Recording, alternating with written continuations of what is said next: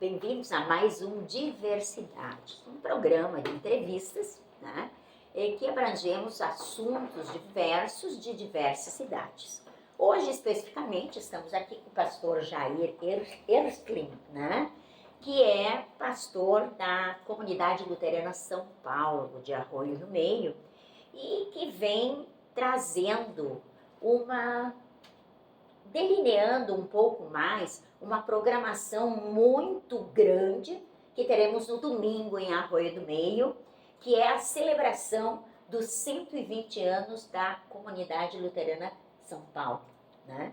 Estou certa? Isso. E Isso. Também da Igreja Evangélica Luterana do Brasil. Aí. Então, né, teremos grandes comemorações, uma programação variada que depois o pastor vai nos delinear um pouco mais. Mas eu acho assim, pastor, para nós começarmos o Diversidade de hoje, eu gostaria que o senhor falasse um pouquinho mais da história, um pouco mais de como a igreja chegou até aqui, a igreja luterana chegou até aqui, né? Fazendo alguns links interessantes, como, por exemplo, o dia de ontem, que foi o feriado da Reforma, né? Então, nos situe um pouco no tempo. Olá pessoal, bom estar aqui, obrigado pelo convite e podermos conversar aqui sobre que para nós é um tema importante. E essa celebração dos 120 anos da Igreja Evangélica Luterana do Brasil, junto com os 120 anos da Comunidade Evangélica Luterana São Paulo, Arroio do Meio, junto com os 200 anos da imigração alemã e de tabela os 90 anos da emancipação política administrativa de Arroio do Meio. Qual é a relação dessas datas todas? A vinda dos luteranos para o Brasil está interligada com a imigração alemã, que trouxe então os primeiros luteranos para o Brasil. E aí eu sempre digo, a história bíblica, a história da igreja, ela não é uma fábula, não é algo assim que é construído meio que no ar. A história bíblica e a história da igreja cristã e da igreja luterana, ela acontece em momentos, em datas da história, em lugares da história. E graças a esse movimento é que nós hoje estamos aqui. Somos cristãos luteranos e estamos celebrando então com muita alegria e com muita gratidão essas datas tão importantes. São datas quase fechadas, assim, 120, 200, 90, justamente num momento de gratidão a Deus por tudo que nós alcançamos até aqui e também olhar para o futuro e renovar os nossos pedidos para que Deus continue nos abençoando. São 120 anos de igreja, não são 10 dias, não são alguns anos, mas é toda uma história. E com certeza, se nós estamos aqui celebrando 120 anos, é porque Deus esteve conosco. Porque ele guia a história do mundo, a história da igreja, e a Ele toda a honra, toda a glória e todo o louvor. Pastor, nos fale um pouquinho como começou essa história, como chegou ao Brasil, como chegou em Arroio do Meio. Muito bem, vamos então nos situar no meu ensino confirmatório com a gurizada. Eu digo, o que acontecia no Brasil em 1500? O Brasil estava sendo descoberto, mas lá na Alemanha havia um movimento dentro da igreja que existia naquela época, onde a partir da Bíblia, e aí o fundamento da igreja luterana é a Bíblia única e exclusivamente, e essa Bíblia ela estava, por assim dizer, um pouco escondida lá na Alemanha, na Europa toda, por vários fatores. A Bíblia, no seu original, é hebraico, grego e depois latim. Na Alemanha se falava alemão. Havia uma dificuldade das pessoas adquirir uma Bíblia. Quanto custava uma Bíblia no ano de 1500? Calcula-se algo em torno de um automóvel zero. Imagina se eu digo hoje, você compra uma Bíblia, pastor, quanto custa? Uns 70 mil. Quem compra uma Bíblia, né? Mas na época era assim.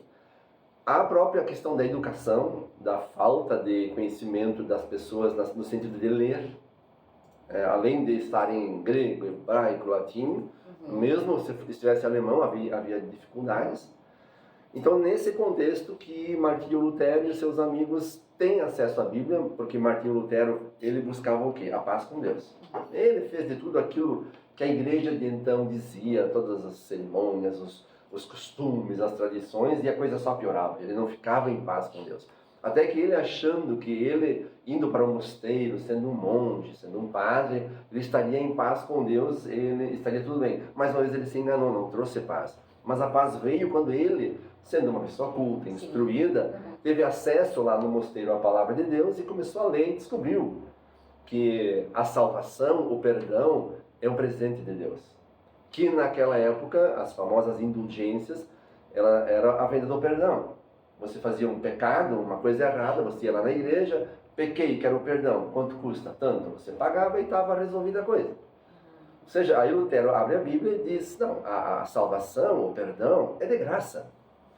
Como o contexto da época político, religioso, econômico já estava muito complicado para a população, quando Lutero começa a falar isso, gente, apaga.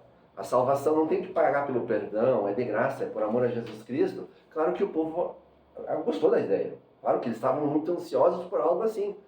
Aí Lutero traduziu a Bíblia para o alemão, ele começou a incentivar a educação. E aí, às vezes, eu ouço às vezes por aí, o pessoal dizer, a reforma foi um movimento social. Não, esquece, apaga.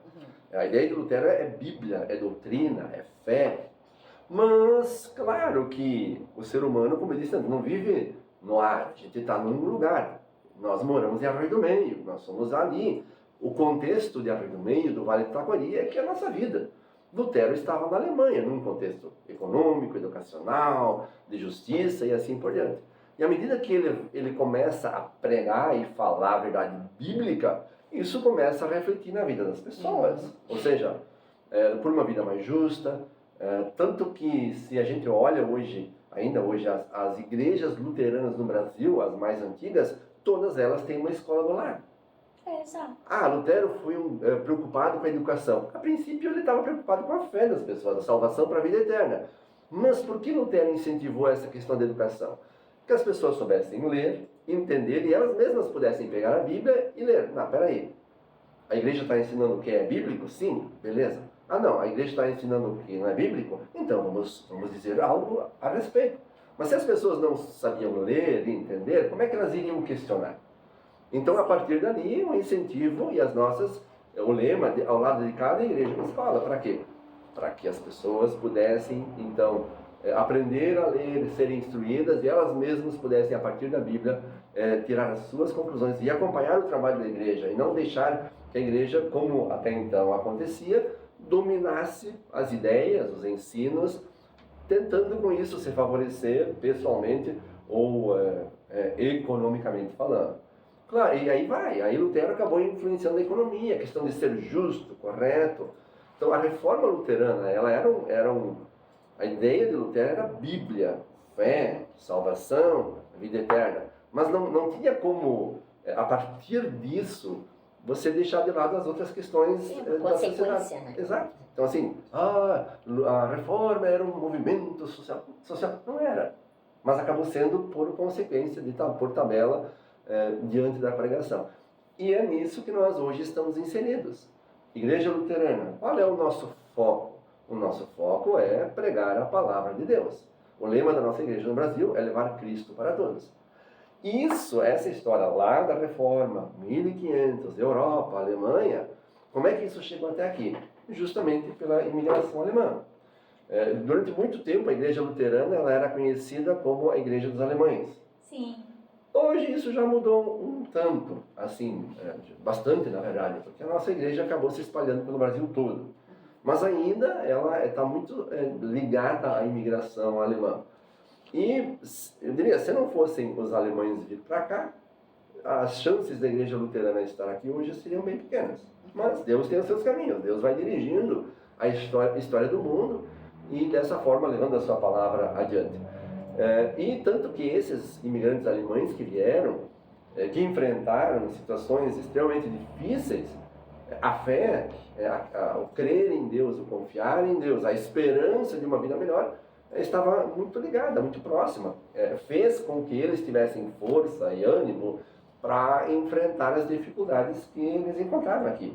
Já lá na saída, eu sei que meu avô, com 6 anos, veio, meu bisavô, eles saíram da Ucrânia, da Rússia, passaram poucas e boas, enfim, mas a fé, e esse é um grande legado que eles nos deixaram, essa confiança em Deus, e que fez com que eles chegassem aqui e construíssem, e aí já construíram a sua igreja, o seu cemitério, a sua escola, foram se organizando, e aí mais uma vez, como essa história não é uma coisa no ar, o que acabou acontecendo?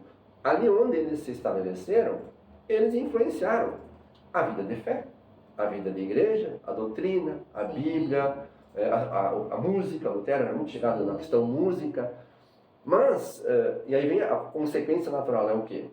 É o desenvolvimento econômico, de educação, de justiça, de construção, de olhar pelo outro, de não esperar que tudo caia do céu, de arregaçar as mangas, há um problema, vamos lá, vamos criar soluções, vamos resolver. E isso, claro, respeitando todas as linhas, a igreja tem o lema Cristo para todos, sem fazer distinção, mas é bem visível essa ideia, onde há uma colonização alemã, poderia falar dos italianos, dos portugueses, todos eles também, mas hoje o tema é luterano, mais ligado à imigração alemã. Sim. Há um desenvolvimento nesse sentido, de educação, de trabalho, de construção.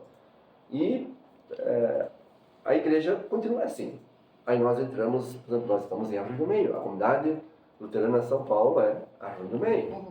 Nós estamos inseridos nesse contexto, e eu já trabalho ali há um longo tempo, eu já não digo mais os anos que eu estou lá, né? Mas sempre nessa perspectiva. O objetivo da igreja é levar Cristo para todos, é batizar as crianças, é celebrar os cultos, celebrar a Santa Ceia, pregar a palavra de Deus, levar o conforto, o consolo, temos o finados amanhã, né? Para as pessoas quando alguém falece, o sepultamento, tudo isso faz parte, mas em consequência a gente acaba também trabalhando na questão social. E se nós olharmos para os últimos acontecimentos que nós tivemos na nossa região, nós vamos ver que nós em Arroio do Meio, e aí eu falo pela comunidade de São Paulo, nós estivemos muito envolvidos. Né? Eu brinquei lá, eu ainda tinha a igreja ao meu dispor, por todo o nosso, a escola, o salão, a casa pastoral, e a igreja, dos 34 bancos da nossa igreja no centro, eu tinha 8 para celebrar os cultos. Todo o restante do espaço ele estava sendo utilizado para receber doações e entregar doações. E isso é algo que acontece ao natural. Ninguém precisa convocar a igreja luterana, os luteranos, vocês precisam se envolver.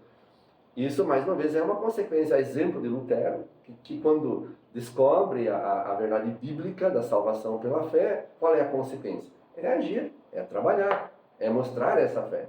E a nossa pregação também. A gente não precisa... Claro, existem treinamentos, existem projetos, aquela coisa toda de assistência social, mas a ideia de você ajudar, você não precisa ser um grande entendedor do meio, basta ter a fé. E a partir da fé você querer ajudar o seu próximo. E aí você arregaça as mangas e vamos lá. Claro que nós também, diante da tragédia, do tamanho, do susto que foi, talvez em momentos nós falhamos, poderíamos ter feito melhor, poderíamos ter feito mais, mas na nossa boa vontade e no nosso ânimo em fazer é aquilo que esteve ao nosso alcance. E aí, claro, o nosso contexto em que nós vivemos, a nossa organização, o espaço, seja nosso, seja público, enfim, isso tudo acaba influenciando na qualidade do nosso trabalho, né, e na agilidade. Então, esse é o trabalho da Igreja Luterana. Então, o pastor Jair já nos trouxe um pouco desse contexto histórico, né, da igreja IELB,